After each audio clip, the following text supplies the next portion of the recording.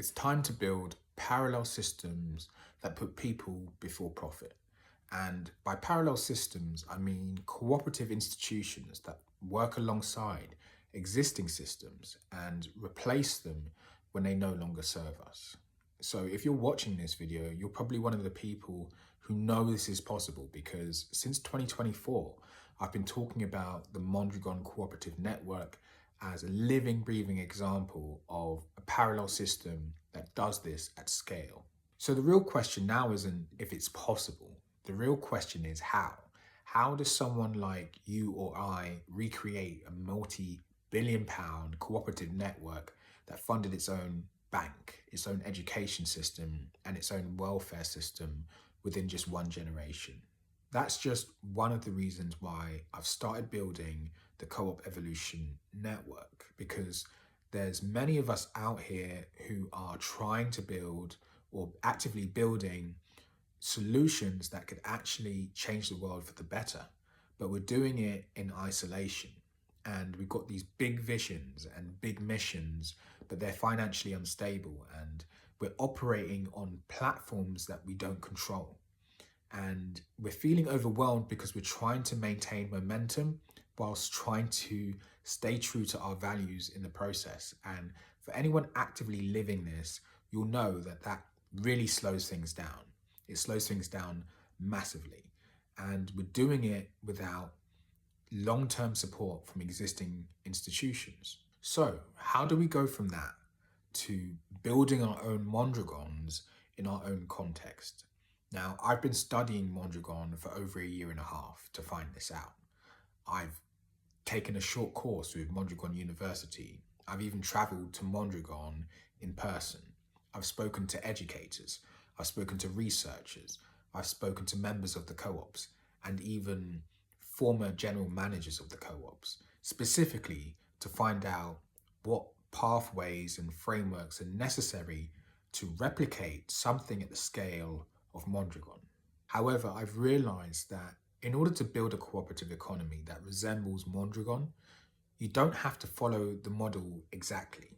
It's all about recognizing the clear patterns that repeat themselves and the core principles that are transferable. For example, what made the Mondragon model resilient was not just the fact that it was owned by workers, and it wasn't just the fact that it was a cooperative model itself. It was the fact that there was a culture around it, the relationships, the shared responsibility, the participation, and the fact that they had learned the art of cooperation and practiced it before the system expanded. This is what the founder of the Mondragon movement, Jose Maria Arizmendi Arrieta, described as maturity. Maturity didn't come through awareness and education alone. It came through participation, responsibility, reflection, and actually building things together over long periods of time. Because I've realized now there's a difference between understanding cooperation intellectually and actually becoming good at cooperation in practice. On the other hand, there's the other side of it, where many of us get consumed by the building and growing of our individual projects and unconsciously deprioritize the education, training, and culture building that is necessary.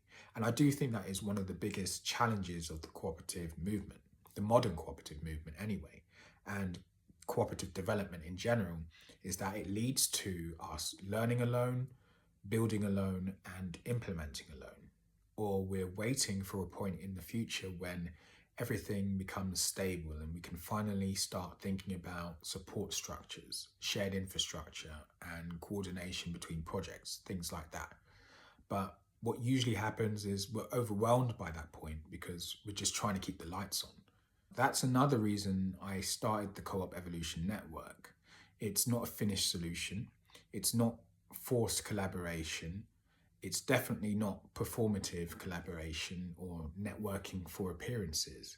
The goal is to make cooperation happen earlier by making it easier, especially before we burn out and give up or become isolated. So this will be an intentional space designed for educators and builders, those of us who are trying to build serious long-term solutions to stay connected, share intelligence, and support each other where appropriate, and gradually develop stronger habits of cooperation.